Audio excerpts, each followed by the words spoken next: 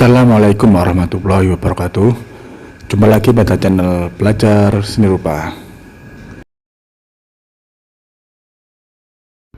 Pada materi kali ini kita akan membahas tentang materi penerapan ragam hias pada kayu.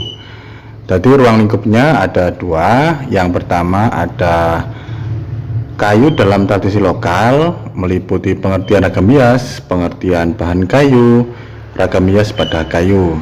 Yang kedua, kita akan mempelajari tentang ruang lingkup estetika kayu sebagai produk kreatif, mulai dari media berkarya pada bahan kayu dan teknik berkarya pada bahan kayu. Sudah siap belajar? Mari kita belajar mengenal tentang penerapan ragam hias pada kayu. Silakan disimak. Jangan lupa kalian subscribe dan tekan tombol notifikasinya agar kalian dapat update terbaru dari video belajar seni rupa. Kita mengawali ke pengertian ragam hias. Pengertian ragam hias sendiri yaitu bermacam-macam corak atau motif yang indah yang dapat kita temukan pada lukisan atau ukiran. Ya, jadi kita membahas tentang media kayu. Jadi semua corak yang ada pada sebuah ukiran pada media kayu. Kemudian selanjutnya yaitu ragam hias tersebut juga disebut dengan ornamen, merupakan salah satu bentuk karya seni rupa yang sudah berkembang sejak zaman prasejarah. Jadi yang namanya ragam hias atau ornamen, sebuah motif yang indah, itu sudah ada sejak zaman manusia primitif dahulu ya. Nah, kemudian di Indonesia sendiri sebagai negara kepulauan memiliki banyak ragam hias. Contohnya di Pulau Jawa sendiri itu corak motif ragam hiasnya beda dengan di Pulau Madura dan sebagainya. Jadi itu yang membuat beraneka macam ragam hias itu berbeda-beda di tiap wilayah.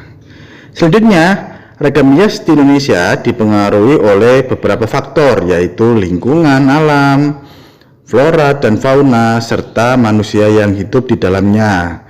Keinginan untuk menghias merupakan naluri atau insting manusia. Kemudian, faktor kepercayaan turut mendukung berkembangnya ragam hias karena adanya perlambangan di balik gambar.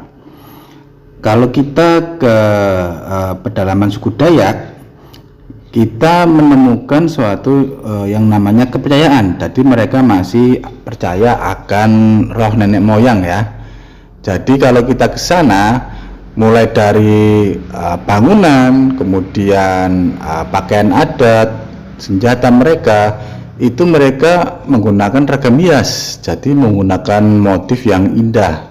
Jadi itu sudah ada sejak zaman nenek moyang mereka dulu ya. Dari suatu kebiasaan jadi budaya dan menjadi tradisi sampai sekarang.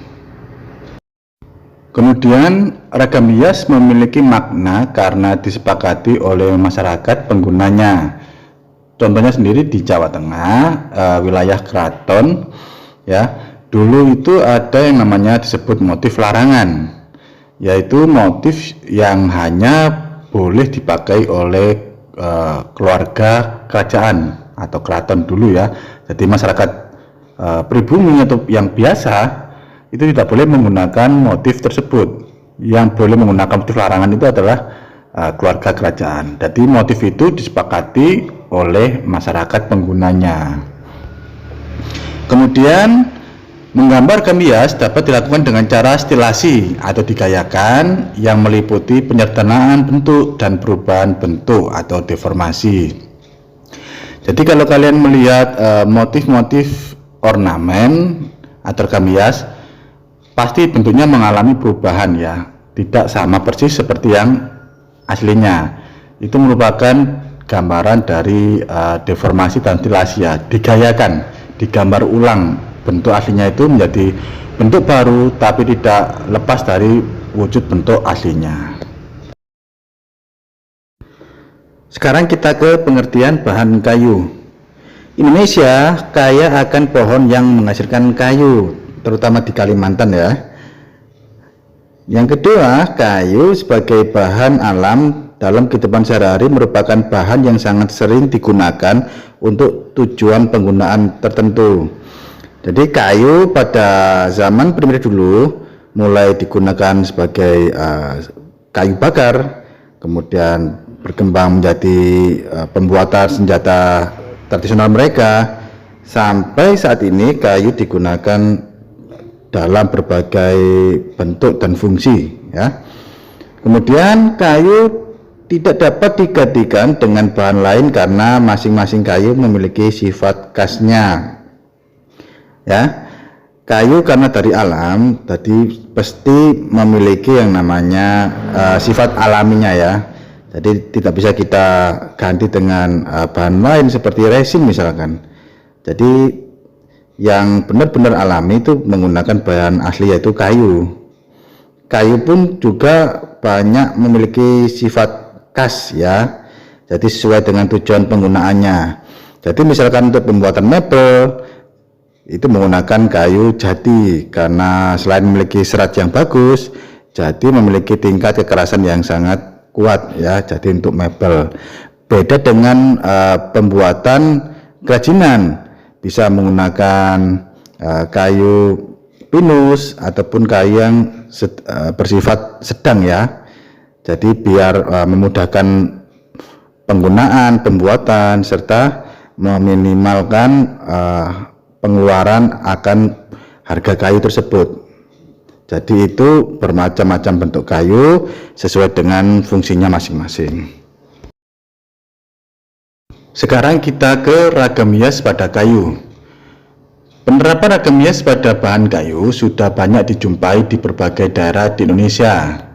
Jadi di tiap pulau itu memiliki yang namanya corak ragam hias yang khas, ya, yang berbeda dengan daerah lainnya. Kemudian pemanfaatan kayu sebagai benda seni sudah ada sejak lama dan digunakan untuk membuat perabotan rumah tangga, misalnya kursi, lemari, peti, dan bagian bangunan, misalkan tiang, pintu, dan jendela. Jadi ini bisa kita temukan pada bangunan rumah-rumah tradisional, ya. Kalau kita ke pedesaan, itu kita masih menemukan rumah-rumah yang menggunakan pondasinya itu terbuat dari kayu. Kalau di perkotaan sekarang sangat jarang kita menemukan bangunan rumah seperti itu, ya. Kebanyakan sekarang sudah tembok. Kemudian kayu biasanya diolah terlebih dahulu menjadi benda-benda seni tertentu, kemudian diberikan sentuhan ragam hias. Jadi seperti contohnya kita ke Papua, di pedalaman, ya, mereka itu masih menganut sistem akan roh nenek moyang, ya. Jadi mereka itu membuat patung, tadi membuat bentuk dulu, tadi membuat karya seninya dulu patung, ya, yang bentuknya itu masih patung primitif karena pembuatannya masih kasar. Nah, dengan perkembangan zaman, setelah pembuatan karya seni itu, maka karya seni patung itu mereka baru beri sentuhan, yaitu ragam hias, dengan cara mereka gambar, ya, menggunakan cat, atau mereka berikan guratan ukir, ya, sehingga jadi ornamen, sehingga patung tersebut terlihat lebih memiliki nilai estetika yang bagus. Seperti itu. Sekarang kita lanjut ke teknik penerapan ragam hias. Ada dua teknik yang dipakai dalam pembuatan ragam hias, ya. Ada teknik 2 dimensi dan teknik 3 dimensi. Nah, dalam pembuatan yang 2 dimensi itu dengan cara menggambar atau melukis, ya, seperti itu kalian lihat contohnya, itu motif ragam hias suku Dayak, ya, di kiri, dan kemudian yang sebelah kanannya itu motif batik, atau bawahnya itu penerapan pada media piring, ya.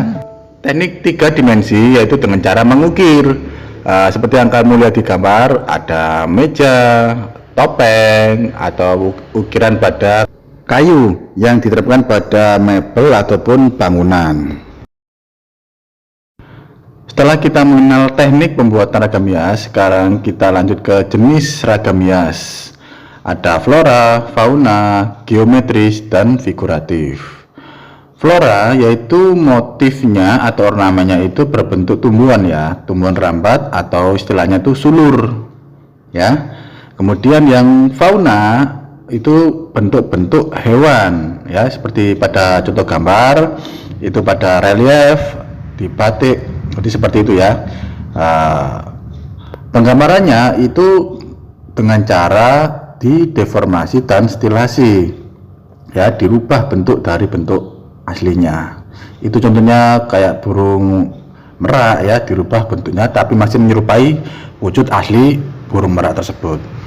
Kemudian geometris, jadi geometris itu ornamennya itu pembuatannya dengan cara diukur ya, jadi bentuknya itu sama, polanya itu sama, tinggal dilakukan pengulangan, itu geometris.